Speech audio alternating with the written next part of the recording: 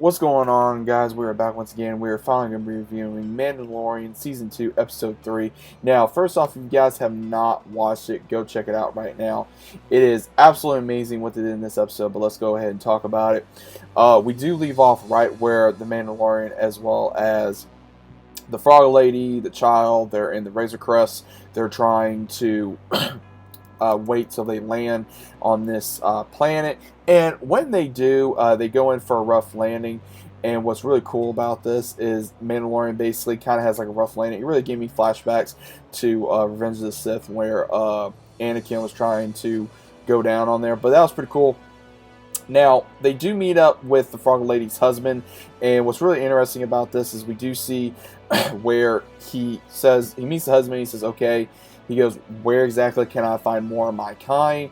And he goes to the cantina, and he meets a more aqua-like species, and we do see where he gets something to eat for Baby Yoda, and we see where he asks the bartender, okay, where can I find more of my kind? And he basically says, I've seen some, and he says, I'll find you someone that grant you passage on a barge. And when he does, he finds like kind of like a Quarian, where we do see where he says, I'll buy you passage, and when that happens, we do see where he's on the barge with Baby Yoda, and like we saw in the trailer. Obviously, a lot of this we saw from the trailer, which was pretty cool, and we also get to see where he's telling them, like, have you ever seen this type of creature feed? He says it'd be very interesting for the child, and when we do see that, we do see where they get close, and right when it sees it's a trap, because we do see apparently was really interesting that we did not get to see, of course, who we got to see, but we did where they push Mandalorian into the water along with the child to basically feed this sea-like creature, and of course he's trying to fight, and then when he basically was trying to hold on what we saw from the trailer with him in the water, and right when that happens, Bo-Katan, aka Deathwatch, does show up and able to help him. They rescue him, and they say, don't worry, brother, we got you. And we do see apparently Sasha Banks' character is not, I'm guessing, Sabine. She's part of the Deathwatch squad that Bo-Katan commands. It's only her and two others.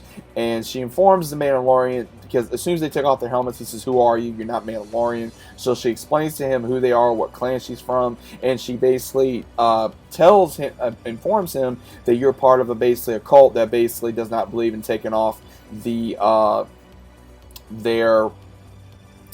helmet. And he pretty much does, like, says, okay, well, he's not want no part of that, and you know, you need to take me to the Jedi. And when that happens, we do see where he gets upset and says, hey, you know, you need to take me to the Jedi.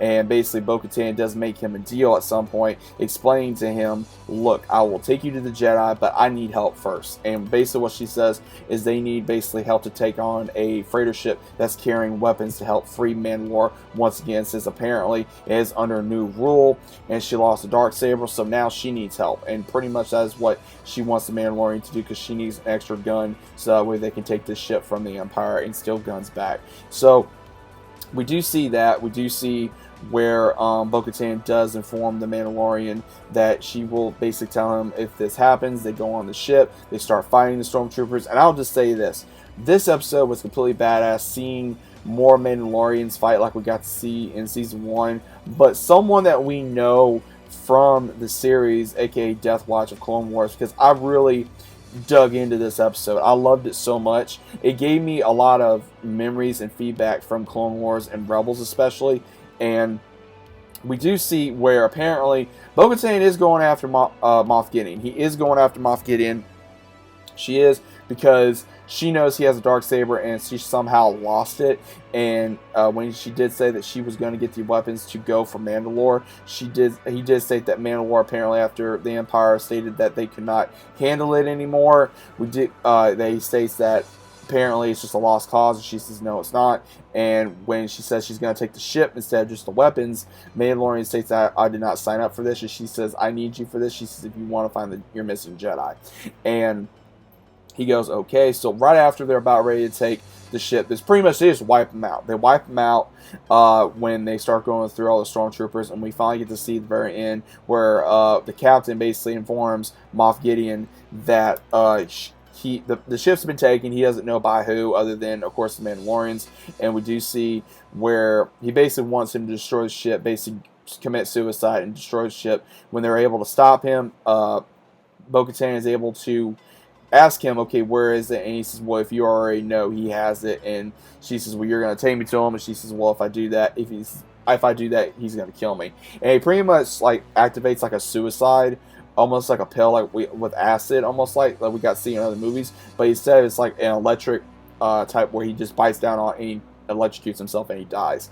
And Bo-Katan asks the Mandalorian if he wants to come. He says no, because he did leave the child, aka Baby Yoda, with the Farlight people after, of course, with the husband and the wife. He told him to mind his manners, of course, not eat no more frog babies. And then we also get to see where he says, okay, where can I find these missing Jedi?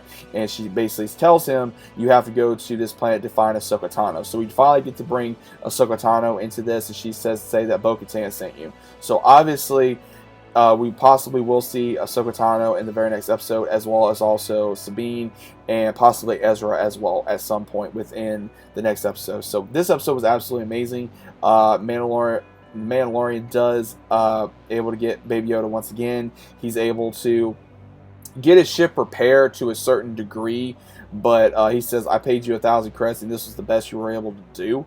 And the ship looks like crap. I will say this, they used a lot of like sea-like random port areas to basically help make the Razor Crest be able to be flyable within space because of how bad it looked, as well as the condition it was in the last episode, because it was pretty much barely holding together. And at this rate, he's either going to have a full-on repair or maybe go on to another ship at some point.